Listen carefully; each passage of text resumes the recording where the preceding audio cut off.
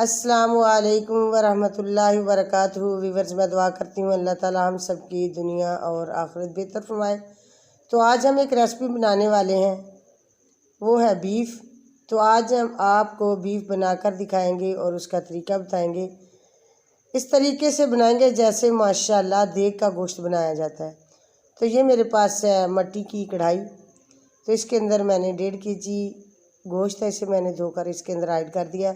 मसाला जाता है टमाटर, अदरक, लहसुन का पेस्ट वगैरह और ग्रीन चिलीज़, ओनियन, 1 चम्मच नमक का और 1 ही चम्मच हल्दी का, ये चीज़ें ऐड कर दी मैंने। और 1 kg पानी ऐड किया है।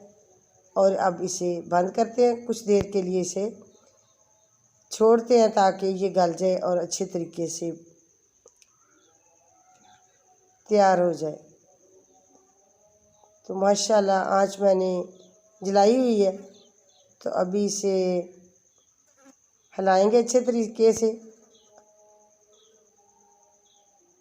तो तकरीबन ये 20 मिनट तक गोश्त गल कर तैयार होगा। प्रेशर में हम इसे 10 मिनट देते हैं, लेकिन मैं आज मिट्टी के बर्तन में तैयार करने वाली हूँ, क्योंकि ये मिट्टी के बर्तन का तो कुछ जायका ही और होता है। तो माशाल्लाह इस बर्तन में तैयार करने से और ज़्यादा लजीज मज़े का तैयार होता है गोश्त। तो ये मेरे पास है कुटी हुई मिर्च, धनिया बारीक पीसा हुआ, ज़ीरा, सुरख मिर्च कश्मीरी, गरम मसाला, ब्लैक मिर्च पीसी हुई, ये सारी चीज़ें मैंने इसके अंदर ऐड कर दी हैं।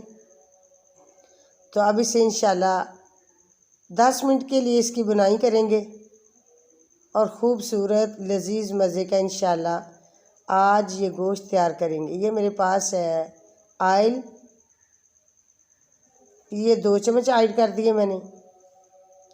आँच को मैंने दरमियान किया हुआ, ज़्यादा तेज़ नहीं। आहिस्ता आहिस्ता इंशाल्लाह ये पानी खुश्क हो जाएगा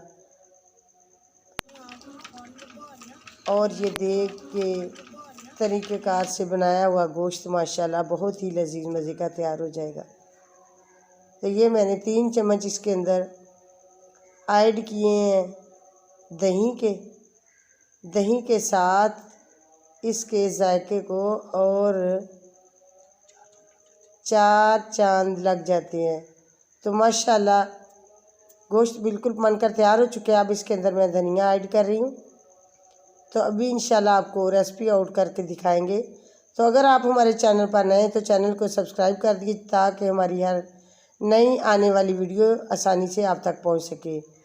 अस्सलाम वालेकुम, थैंक्स फॉर वाचिंग।